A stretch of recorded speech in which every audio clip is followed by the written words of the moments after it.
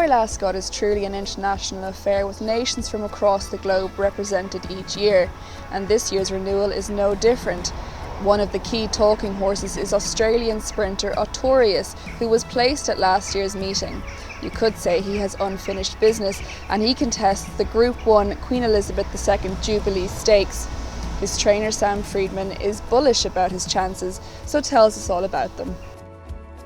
It was probably the making of him last year, bringing him over here and an extended campaign in Europe, which was not initially the plan. It was probably to maybe have the 2-run campaign, but France finished it off, and it was a good run in France. He didn't have a lot of luck, and as you'd see over here, he's a horse that just needs a few things to go right, but I think in the last 12 months we've really nailed him, and he's settling a bit closer.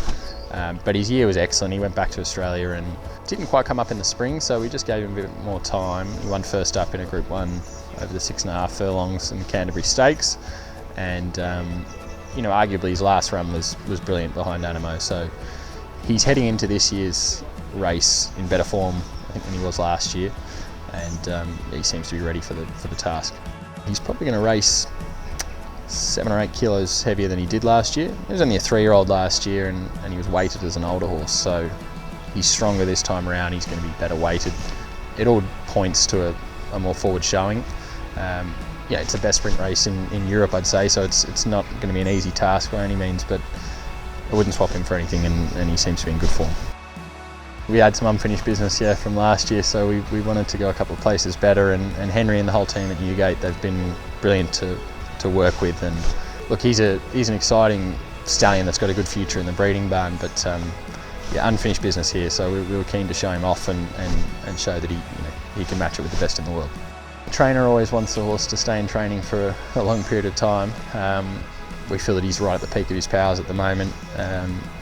I'd love to see him in a race like the Everest in 2023. Ultimately, that'll be up to Henry and the team. He's just a good horse who's really starting to work it all out now. From beyond the race on the Saturday, we'll just get through that, and then we'll work out a plan.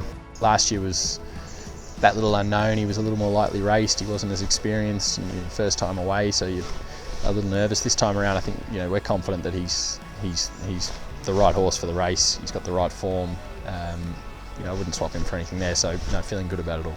Henry's got the whole team coming over, so they're coming to Newmarket on the Thursday morning to watch him have a canter, and they're all very excited, so it's brilliant. I mean, that's what horse ownership's all about, and they'll all come over and enjoy the race day, win, lose or draw. Hopefully we've got a trophy to celebrate with at the end of the day, but he's got them all fired up, and they're all ready to hit the track.